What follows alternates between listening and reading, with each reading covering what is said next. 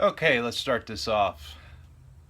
Did a pretty good job today in getting what I needed done. Now it's beer 30, and let's go over what I done. So, of course, the engine, yeah, she is bolted in. All of the engine transmission bolts have made their way back in.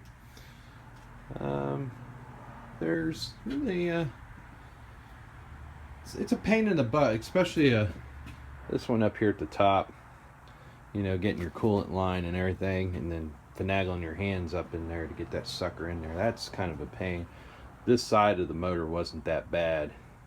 What I ended up doing, I was lining up the engine to the transmission, and then I started my bottom bolts and just kind of bolted them in to where it would kind of hold the engine to the transmission.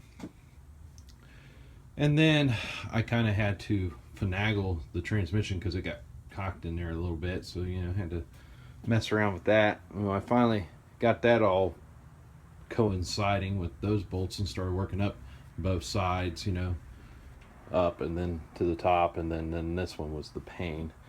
But when with the transmission being loose without the core support in it, I was able to push the whole engine transmission sideways in the vehicle to be able to access these real easily.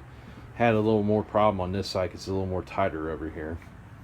And I basically used my 2-foot extension with a swivel and a 5/8 15 millimeter socket for that. Got my coolant lines hooked back up. Can't see it, but the exhaust is rebolted back in. The front differential drive shaft, it's bolted back in, and the cross member, the oh gosh, emissions box, the freaking charcoal canister, that's popped back in. Wasn't too big of a pain. And as you can see from the first part of the video, the vehicle is back on the ground, got the full suspension put back together, drive axles and everything. So we are now sitting on the ground. So we have accomplished a lot today. Screwing around, doing this, doing that, and talking to some friends, and kind of planning out what we're going to do today. And yeah, I have came pretty far. I got a comment about replacing the oil sending unit while this engine is out, well, pretty open, and to go ahead and replace the O-rings to the transmission cooler. I will be doing that. Very good idea, because it's kind of a pain to get to. Right now, no, not so much. Got a whole bunch of open space over here, and we can get to everything. So yeah, probably a good time just to go ahead and replace the oil sending unit to make sure the vehicle knows it's got pressure, blah blah blah. And yeah, I will replace the O-rings to the transmission cooler, because yeah, they're probably gonna leak. Hopefully the O-rings for the heater core aren't going to leak. So hopefully. But I'm going to spend a little more time.